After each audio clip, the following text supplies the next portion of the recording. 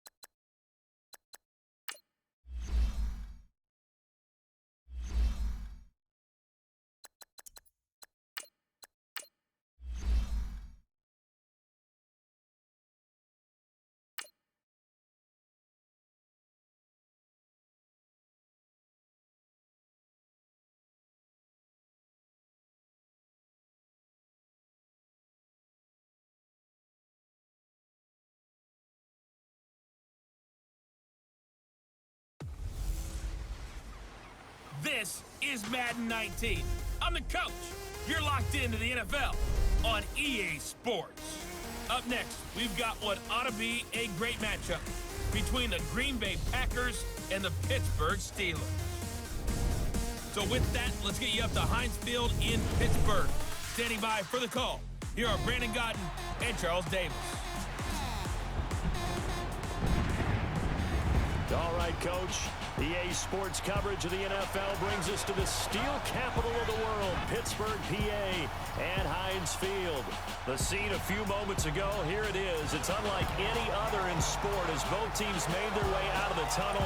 These folks are fired up as their guys are ready to do battle between the Green Bay Packers and the Pittsburgh Steelers. With Charles Davis, I'm Brandon Gaudin. Charles, we look at this Steeler ball club entering play.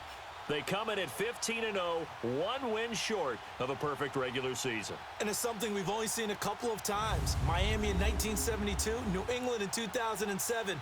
We know they're not going to mail it in. They're going to go for it. Meanwhile, for the visiting Packers, it's late in the year. We all know it. We've seen the calendar for these guys. Their bodies could probably use a break, but they have to push on. And they're really not as worried about that as maybe we think. They know they've got the entire offseason to rest. All they care about is the game in front of them and finishing strong. This is taken about 7 yards deep.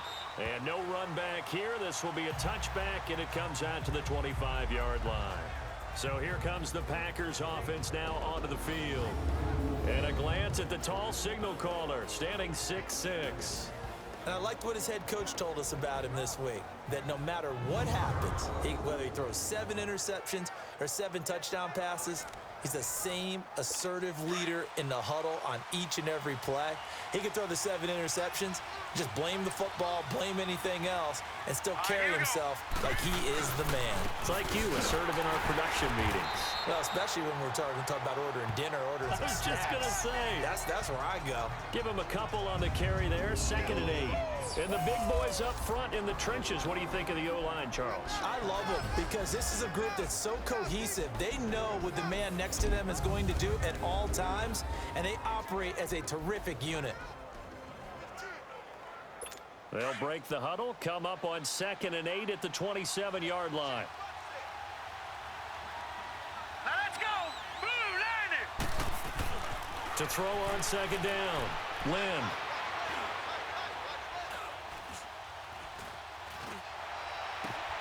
Throw left side complete. That's Torres. If I put a switch, would you just sitting there, like... Field, mark him down at the 49. Kept on trying to rapidly switch to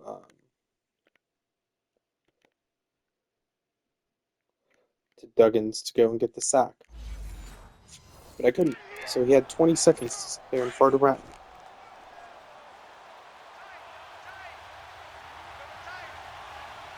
Here we go now! Blue Lightning! Blue Lightning! Now a play fake here on 1st down. Rush coming, and he's taken down. Not again. And they're picking up right where they left off with the shutout that they pitched last week. A huge part of that, this pass rush. They know how to get after people. Offensively, good luck finding some answers right now. Looking to throw on 2nd down. Lynn, and that's off the mark, incomplete.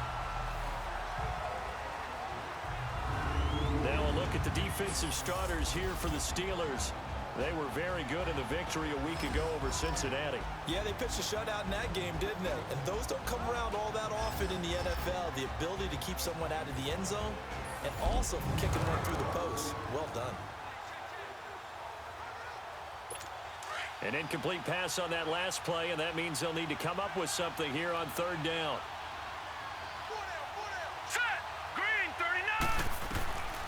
from the gun. Lynn. And the Steeler pressure too much here. He's going down. Man, he got in there so quickly, Charles. What could the offense have done to adjust and account for that? But what you're hoping is that you figure out and you see and get a clue that maybe there's going to be some pressure coming at you, and you change the blocking schemes. Maybe you go to max protection. The biggest ones, maybe you bring your running back in to try and keep you clean. But in that case, that didn't happen. Zero accountability, and a sack resulted. So out come the Steelers now for their first drive. And leading them, Charles, their quarterback, their field general. And what I'm looking for from him today, the things every quarterback is looking to do. Lead his team to a victory. Doesn't matter whether he's throwing it, running it, handing it off, however he has to do it, as well as exhibiting some leadership, that's what he's trying to accomplish. Back to throw now on first down. That's going to go as a loss of 4, and it'll be second down.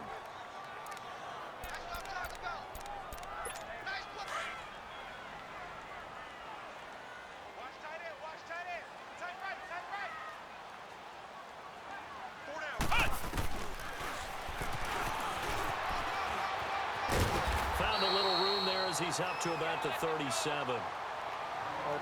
Fudging, damn it, Russ Gentry.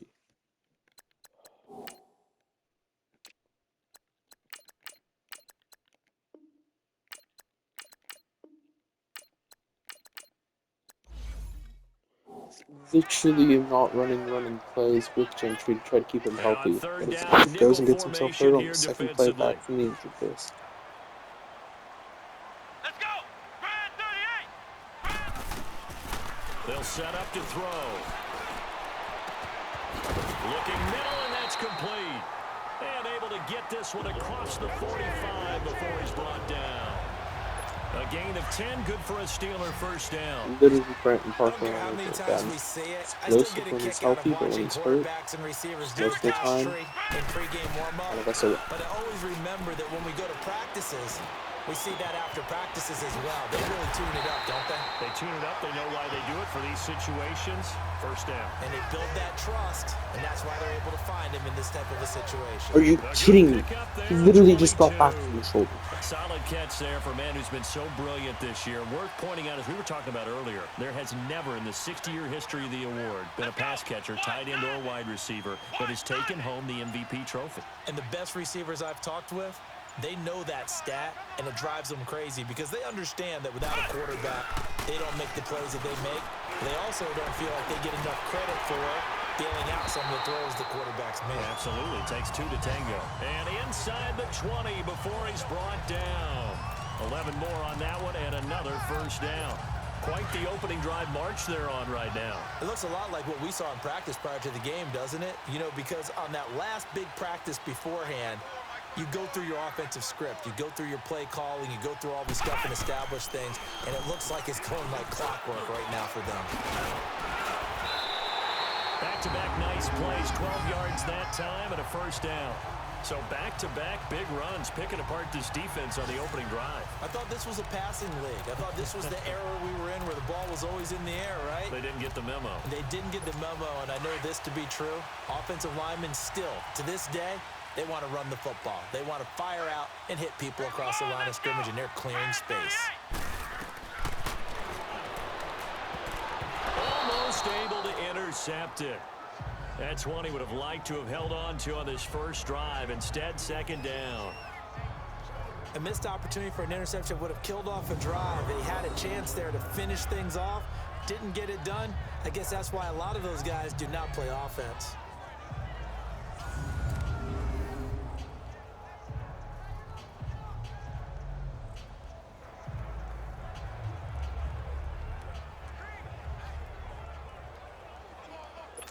They'll try again here from the 7 on second and goal.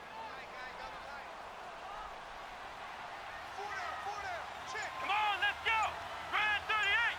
Brad 38!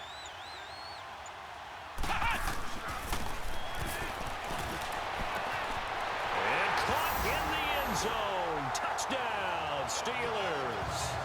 In for the score. And the Steelers have taken a first quarter lead.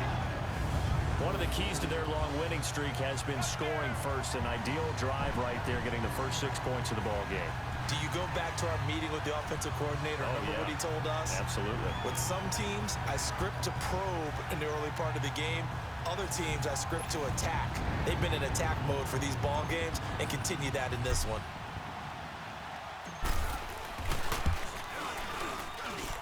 Elliott good with a PAT, and that makes the score 7-0.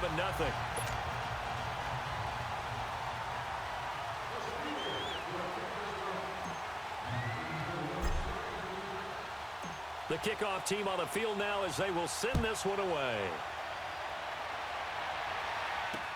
This is taken about 7 yards deep. And no run back here. This will be a touchback, and it comes out to the 25-yard line. And now the Packers get set to go. You know, Charles, season winding down. Time to maybe look ahead to the offseason.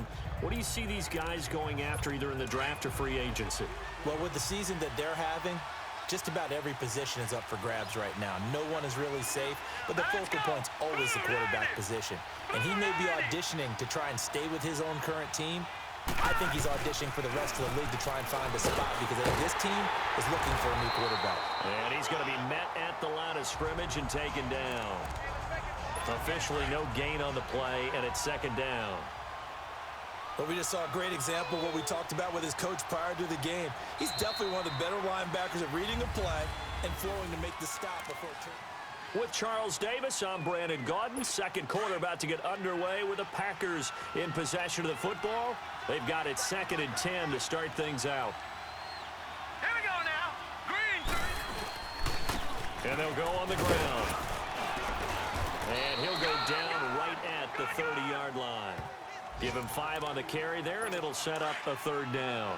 One thing to keep in mind, partner, especially in the second half, when you've got a running back of this size, of these dimensions, I can just tell you, attrition does set in for a defense because you're excited about hitting him in the first half, maybe not so much in the second half, and some of these shorter gains turn into bigger runs later. Meanwhile, this one knocked down in the backfield. It's incomplete. So much of this game is about leverage. We always talk about low man wins in the trenches. Well, it's like that in just about every position. And sometimes, if you lose that leverage and you're losing the battle, just jump up at the line of scrimmage and try and bat the ball away. And that's exactly what happened there. A very good return there. Give him an even 20 yards. And possession will switch hands, 1st and 10. The 4th down run successful. Now they look to pay it off on 1st down. They'll run it now out of the gun. And nothing doing. He's immediately taken down at the line of scrimmage. No gain on the play there. 2nd down. And he got off the end there very quickly to make that play. Yeah, it was almost like the bullet train, wasn't it? I mean, just zoom. Quick, quick, quick. And what a terrific play, holding them to no gain.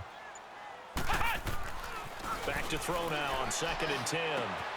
Looking left side. He's got it. Complete. And he'll get up to the 43-yard line. That catch good for 5. It's 3rd down. Well, if you do read man coverage, Brandon, the drag route's a pretty good one to run against it because you're running away from people on it. The last play on the completion got them half of what they needed. Now here's a tough 3rd and 5.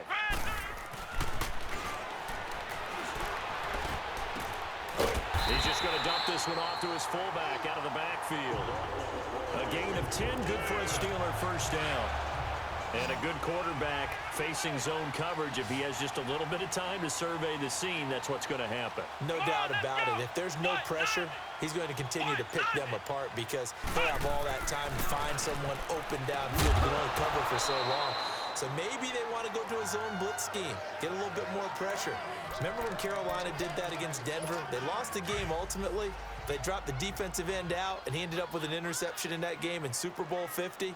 Maybe some sort of scheme like that to try and get more pressure at the passer. This is Bush, and he's going to get this one down near the 45-yard line. Just a couple there on the 2nd down run. Now they're staring at a 3rd and 8 situation. I know the scouting report on him is that he doesn't possess the eye discipline to be an elite linebacker. What that means is his ability to read, react, and make a play. But on that one, he looked like one of those guys.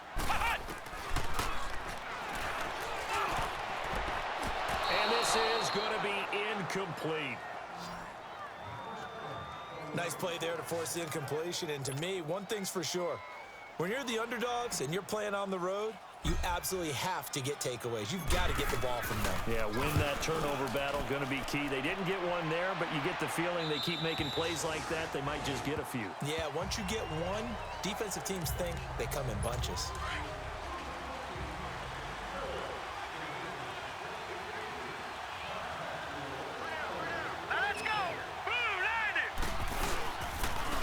And they'll run it here. And he is met at the line of scrimmage, and he goes down right there. Call it no gain on the play, and it'll be second down.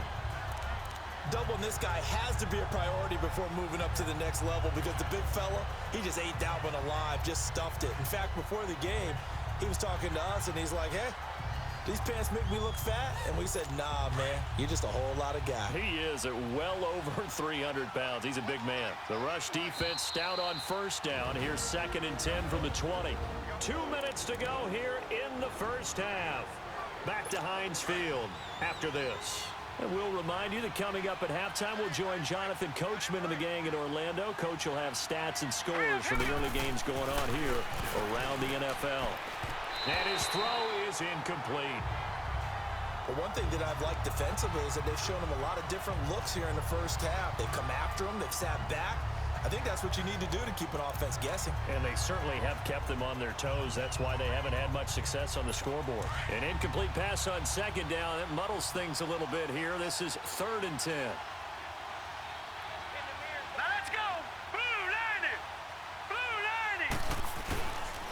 And they'll go with a ground attack here. And down he'll go at the 25. It's a pickup of 6, but it's not going to be enough. And the punt team's going to be summoned on 4th down. Despite the blitz, they're still able to pick up a nice solid gain. The disadvantage of blitzing often alters the normal spacing and run fits, and leaves creases like they were able to exploit right there. A very nice job on the run back there. He'll get 23 yards all told. And the offense will take over with a new set of downs. The 4th down run successful. Now they look to pay it off on 1st down.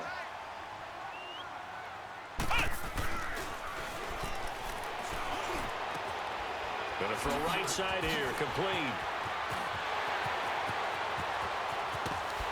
And they'll wind up getting this one all the way down inside the 20. A gain of 39 that time.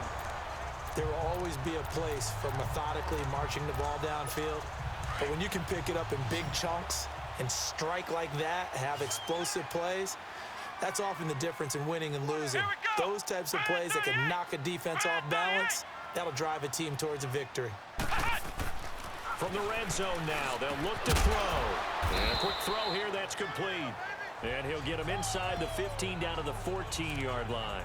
The completion good for 3, and it's 2nd down. And, partner, I think that's a great example that not all tight ends are created equal. Because everything was right. Got the completion, but he's not one of the more dynamic guys in the league. So even though he caught it, he couldn't turn it into much more. And he is caught at the 7-yard line. Now a timeout taken. Perhaps a chance for one more quick play and then another timeout if they hurry. We'll see.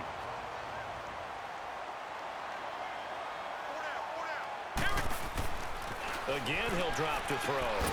Got his man. It's caught for a Steelers touchdown. As his guys are in for 6. And the Steelers find a way to stretch their lead. And that's a lead that excites a team as they head into the half. Good way to finish things off. Yeah, able to extend that lead, and you always say it, that can totally change the complexion of half number 2. Yeah, it changes your morale, changes your outlook. But even before that, let's see if they decide to kind of squib kick or what they're going to do on the kickoff, because you don't want to give up a big play right before the half ends. Good point. Set now to kick this one away, and off it goes.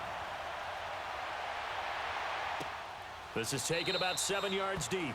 And not wanting to risk anything here late in the half, he'll just take a knee, and they'll bring the football out to the 25.